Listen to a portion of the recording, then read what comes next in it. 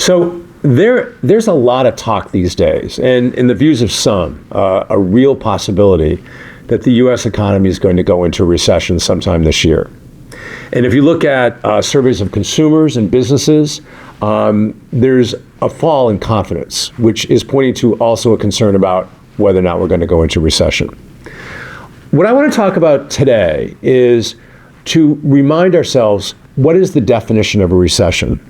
Who makes the call of whether or not the U.S. economy is in a recession, and what data, what do they look at in terms of making that determination? Now, I want to point out that to date, a recession has not been called.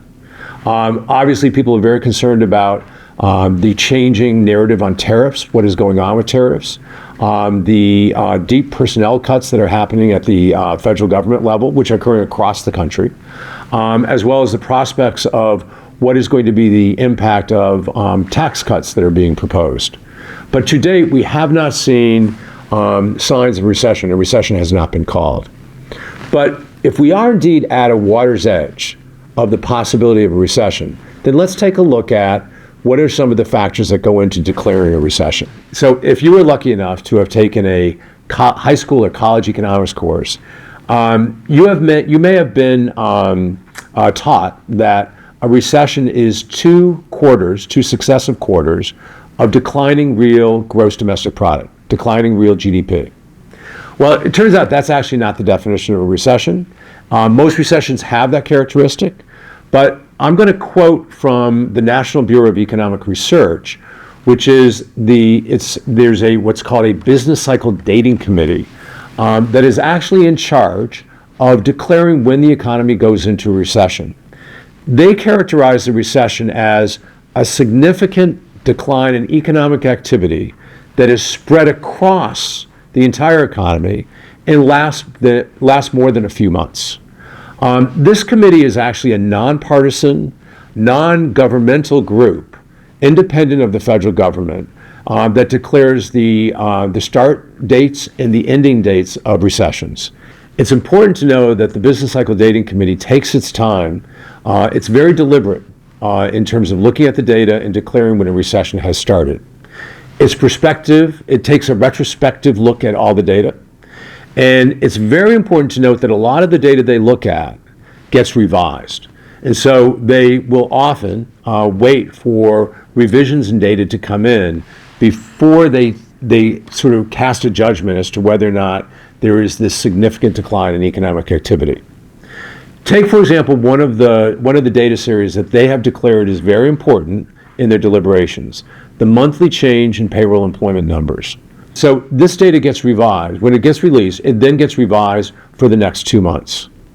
The Bureau of Labor Statistics, which collects and reports this data, notes that they don't get all of the reports for any given month by the time they do the initial publication. So there are additional reports that come in the month after and in the month after that.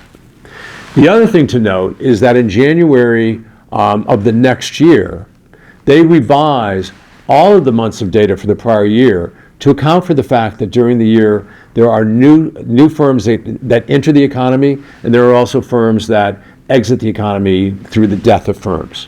As an example of how long it takes the committee to make a decision as to whether or not a recession has begun, consider the July 1990, March 1991 recession. That recession, the beginning date of that recession, July 1990, was not declared by the NBER Dating Committee until April of 1991. In other words, after the recession had actually ended. Well, economists, on the other hand, are looking at the data all the time, and they want to figure out whether or not they believe that a recession has started long before the NBER Dating Committee probably has rendered its decision. Both are looking at a vast array of data, and some of the data that are very important that both economists and the Dating Committee alike look at are published by the Conference Board, which is also another independent, nonpartisan group of economists. And in this particular case, they put together what are called the leading, the coincident, and the lagging indexes of economic activity. The leading index is comprised of 10 different data series. The leading index generally the index turns down long before an economy goes into a recession. It could be months before, in some cases it could even be years before. The fact that the index turns down doesn't necessarily mean that the economy has gone into a recession, because sometimes after turning down it then goes back up, and it can vary in terms of its cyclical activity, so that just the fact that it has turned down does not mean we've gone into a recession. The indicators that are part of this tend to have activity that will predate a recession turning point. Take, for example, one of the components of the leading economic index, unemployment insurance, initial claims for unemployment insurance. This particular statistic tends to rise before a recession has begun.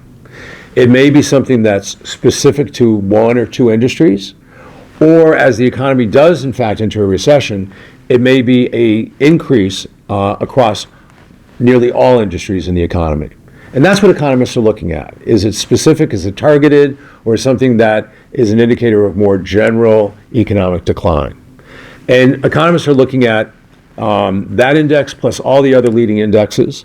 In addition, they also look at what the four components of what is termed the coincident economic index. This index tends to turn down right when an economy goes into a recession, making it particularly important in terms of deliberations.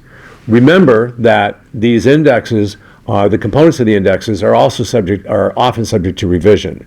One of the components is the monthly payroll employment numbers that I talked about earlier. The other components that comprise the coincident index include personal income. You subtract transfer payments from it, but the behavior of personal income, manufacturing and trade sales, as well as, importantly, industrial production. Is industrial production beginning to recede? Is it beginning to decline because of a general decline in overall economic activity? So these four are ones that both the Conference Board and economists alike will look at very carefully to give a signal of whether or not the economy is turning down. And to note, there's also a lagging economic index of economic indicators, which tends to turn down well after a recession has begun. So what's next? My goal in this talk, in this conversation, was to remind everybody about what a recession is, who makes the call of a recession, what are some of the indicators that economists and in this case, the NBER dating committee will look at to determine whether or not a recession has begun. In future conversations, I plan to look at the actual data and examine whether or not there's evidence to suggest that we are in or are going into a recession. But I also want to look at not just the data like industrial production and monthly payroll employment. I also want to take a look at the measures of consumer confidence, the measures of consumer sentiment and business sentiment, because these are very important variables to consider about the future pathway of the economy.